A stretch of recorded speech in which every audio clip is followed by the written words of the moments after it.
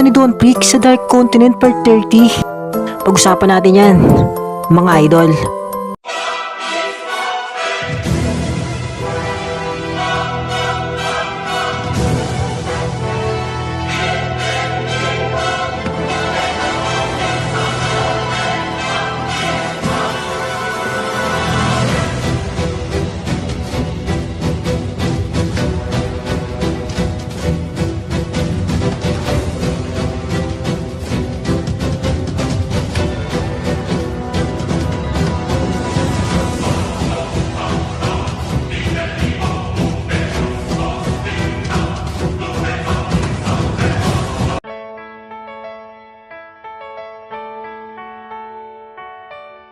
At ngayong araw nga mga Lodi, tatalakayin na natin ay ika-33 kabanata sa paglalakbay ni Don sa madilim na kontinente. Pero bago ko nga umpisahan, lilinawin ko lang na hindi pa po ito official. At ito ay isang fanfiction lamang na isinulat ni Boy Anime para sa mga Hunter fan na patuloy nagmamahal ng Hunter x Hunter anime. At kung interesado ka nga, tara na, umpisahan na natin to.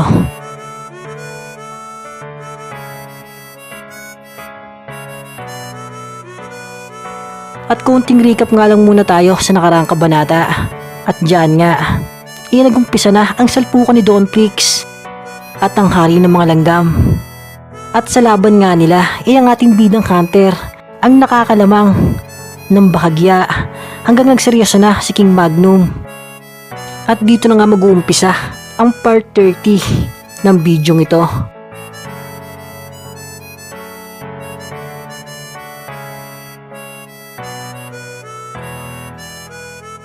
At dyan nga, nag-ipon na ng malakas na aura ang hari ng mga Chimera. At pumalibot ito sa kanyang buong katawan. At si Don naman, nakatingin lang sa kanya. Hanggang sumugod na nga si King Magnum ng sobrang bilis, papalapit kay Don Prix. Kaya si Don, naghanda na agad dyan para kumounter. Pero ang hari nga, lalong bumilis. Kaya ang ating bida, nahirapang kumounter dyan. At inilagan niya na nga lang muna ang atake ni King Magnum. At bulong nga ni Don sa kanyang isipan na tila nagbago nga daw ang bilis ng hari ng mga Chimera. At si King Magnum nga, nandyan na naman para umatake. At tinatake niya si Don Prix ng sunod-sunod na combo. Kaya ang ating bida, agad na lumayo dyan. Dahil nawawasak at nadudurog ang tinatamaan ni King Magnum. Pero sa paglayo nga ng ating bidang Hunter, niretrat naman siya ng hari ng sunod-sunod na panira. Kaya wasak-wasak ulit ang paligid dyan.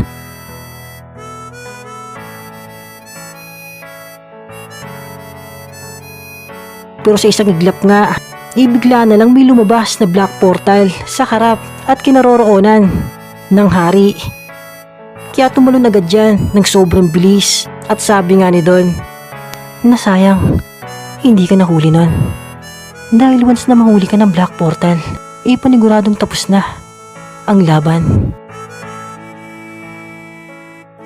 At katunayan nga, yung isa mong alagad, nasa black portal ka pa rin at nakakulong mapahanggang ngayon.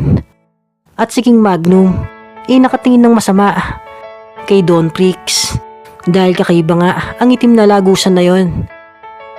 At para daw itong isang malaking patibong na hindi niya pwedeng baliwalain.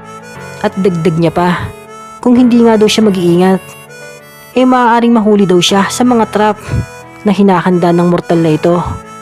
Pero habang napapaisip nga dyan si King Magnum, bigla na lang nagsalita si Don Prix at sabi niya na mukhang napatigil ka yata. Huwag kang magkalala. Dahil wala naman akong nilagay na patibong sa paligid. At hindi ko na sa'yo muling gagamitin ang black portal. Sinubukan ko lang naman yon kung mahuhuli ka. Kaya huwag ka nang matakot, hari ng mga Chimera.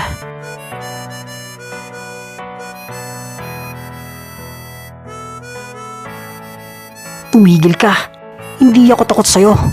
Sabay sugod na si King Magnum kay Don Prix ng sobrang bilis. Pero si Don nga, ibinlak lang ang atake ng hari. At sabi niya, "Neto na ba ang pinagmamalaki mong lakas sa iyong pagsaseryoso?"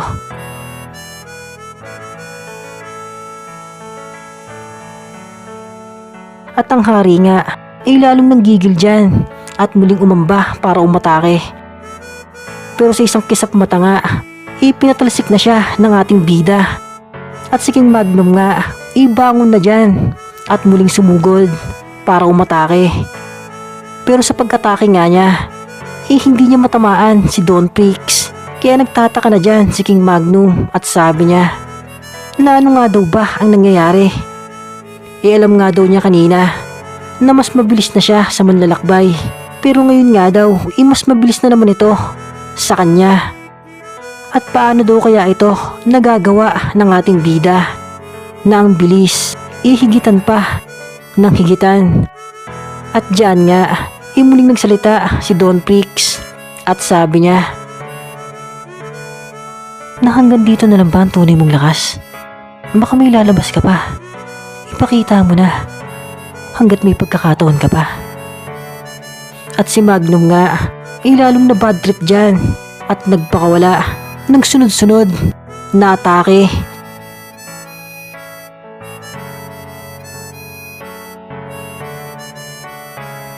Kaya wasak na naman ang kanilang kinaroroonan.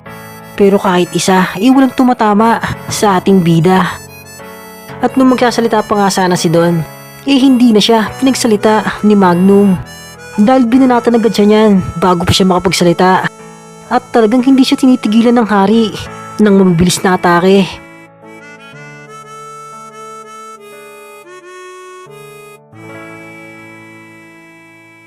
Kaya si Don nag-focus muna sa pag-counter sa atake ni King Magnum. Pero ang hari ayaw pagbigyan ang ating bidang hunter na maka-atake pa dahil sunod-sunod ang combo na pinapakawalan niya dito para hindi mabigyan ng pagkakataon ang manlalakbay na maka-atake.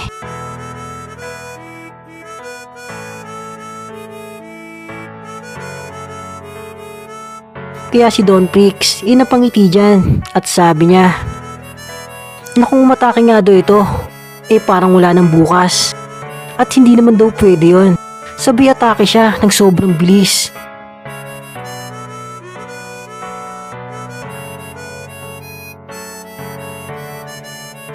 Pero si King Magnum nakaiwas dyan, sabay tira ng mga enerhiya patama kay Don Prix. Pero tinatapik-tapik nga lang ni Don ng kaliwat kanan. Kaya mas dinamihan pa ng hari ang pagtira ng mga spirit ball.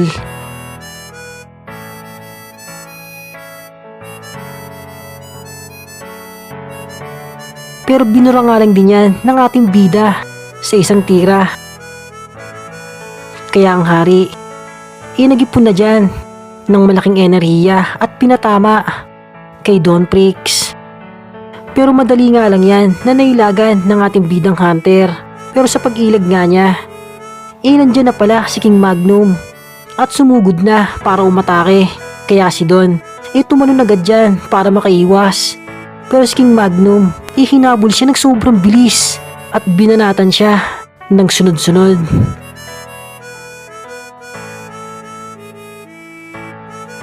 Kaya napasalag na lang dyan ang ating bida. At hindi siya tinitigilan ng hari ng mga kimera dahil patuloy ito sa pagbanat kay Don Prix. Kaya habang nakasalag si Don, kumakaladkad din siya ng sobrang tindi.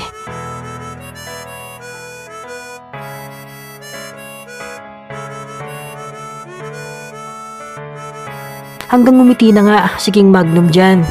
At meron na palang atake ang papatama kay Don mula sa kanyang likuran. At ang malaking enerhiya pala na inilagan ng ating bida kanina kinontrol ni Magnum at ni-reverse pabalik kay Don Prix. At sa isang iglap nga nagulat ang hari dahil ang ating bida wala na at ang masakit pa sa kanya tumama ang kanyang ginawang atake.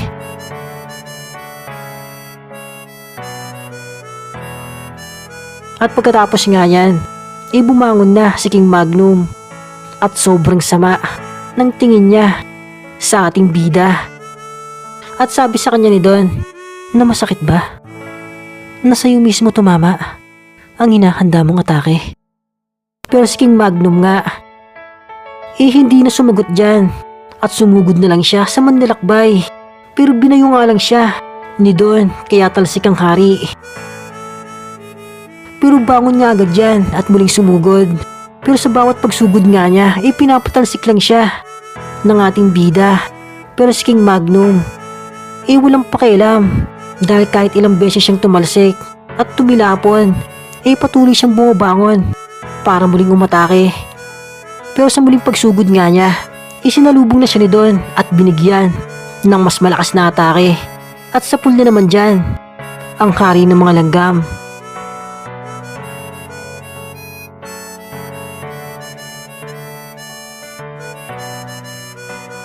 At pagkatapos nga niyan, lipat na ang scene.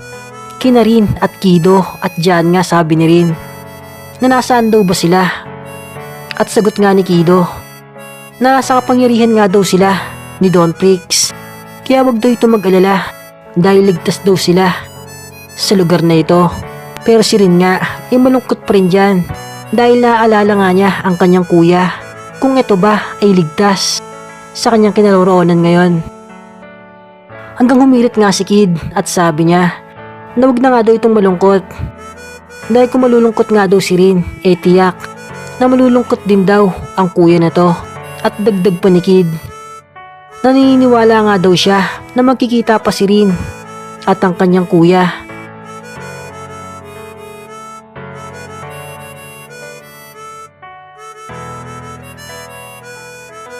At pagkatapos nga yan, balik na ang scene sa labanan ng King at ng Hunter. At dyan nga, bumangon pa rin si Haring Magnum.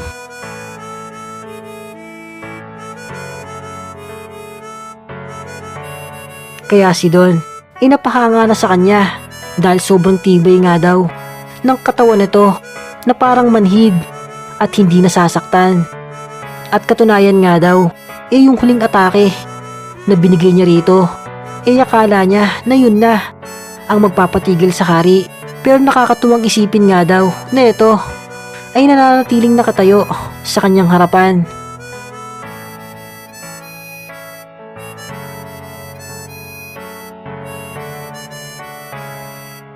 Pero si King Magnum nga, wala nang pakialam sa pinagsasabi ni Don Prix at sumugod na lang siyang muli para umatake ng sobrang lakas. Pero sinalo nga lang yan ni Don gamit ng kanyang kamay. At sabi niya sa hari na hindi mo pa rin ba napagtatanto hanggang ngayon na wala ka sa aking pag-asang manalo. At ang hari nga sobrang nagalit na dyan at nagwala at nabalutan na siya ng mas malakas na aura. At sabi niya kay Don na wag daw siya nitong mamaliitin. Pero sagot nga ng ating bida na hindi naman kita minamaliit. Sinasabi ko lang ang katotohanan na hindi ka sa akin mananalo. Hanggang ang hari tumira na dyan ng mas malaking enerhiya at sabi niya na mamatay na nga daw ang manlalakbay. At sumabog nga dyan ng sobrang lakas. Pero pagkatapos nga yan, bigla pang sumugod si King Magnum dahil alam nga niyang buhay pa si Don Prix. At si Don nga, nakatingin lang sa kanya.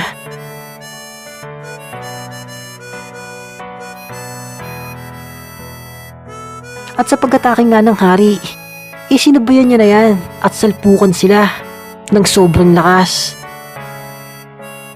At ang mga may hinang kimera nga, sobrang natatakot na dyan dahil sa lakas ng labanan ng dalawa. At habang nagkakatinginan nga si Don at ang hari, pinakita ang maiksing alaala ng mga kimera sa nakaraan, kung saan ang mga lipi ng mga langgam walang awang pinapatay ng sarid-saring halimaw.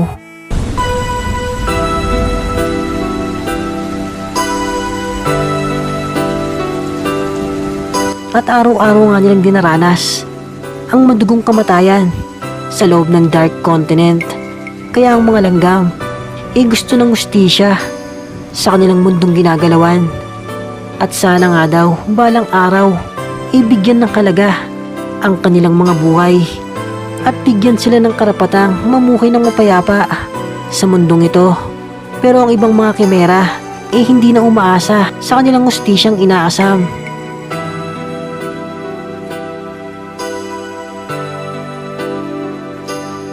Dahil sino nga ba naman daw ang magbibigay ng hustisya para sa kanila? Kung ang mga nakatataas punong-puno ng kasamaan at walang hinangad kundi kapangyarihan, at hindi nila pinapakalagahan ang buhay ng mga mababang uring halimaw. Kaya ang iba itanggap na nila ang realidad sa kanilang mundo. At kung mababa ka, kailangan itanggap mo na ang kamatayan.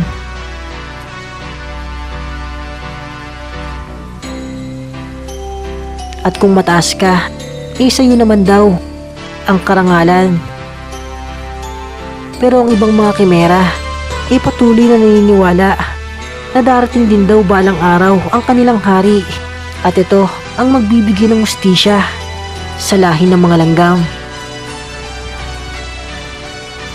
At pagkatapos nga niyan, ibalik na ang scene sa labanan ni Don Fix at King Magnum. At sa lakas nga ng salpukan nila, nayinig na naman ang kapaligiran. Hanggang si Don Fix nga nag-ipon dyan ng napakalaking enerhiya. Kaya nagulat si King Magnum dahil kapangyarihan niya na naman ang ginamit ni Don Fix. At bulong nga niya sa kanyang isipan na paano daw ba ito nagagawa ng mortal na nagagaya niya sa isang iglap ang napakalakas na kapangyarihan. At dagdag niya pa na marami na nga rin daw siyang nakalaban sa mundong ito, pero wala naman daw siyang nakalaban na may ganyang kakayahan. At kung ang gusto nga daw ng taong ito patunayan na mas malakas ang kanyang nagaya kumpara sa orihinal na ginayahan niya, sige daw, pagbibigyan niya ang ating bida. Kaya si King Magnum nag-ipon na rin dyan ng malaking enerhiya. At nagsabayan na silang dalawa ng malakas na kapangyarihan. Kaya sumabog na naman dyan ng sobrang lakas.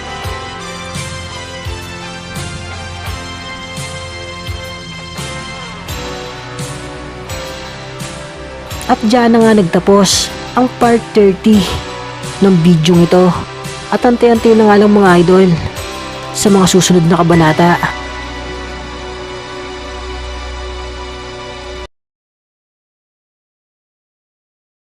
At bago nga tayo magtapos mga idol, sana huwag niyo kakalimutan mag-like dahil napakalaking tulong yan para sa ating channel. At kung meron naman kayong opinyon, i-comment nyo na lang yan sa ating comment section para malaman din namin ang inyong mga opinyon. At kung may bago naman dyan, sana huwag niyo kakalimutan mag-subscribe and click the bell icon para hindi ka nahuhuli sa mga latest uploads natin. Yun, salamat!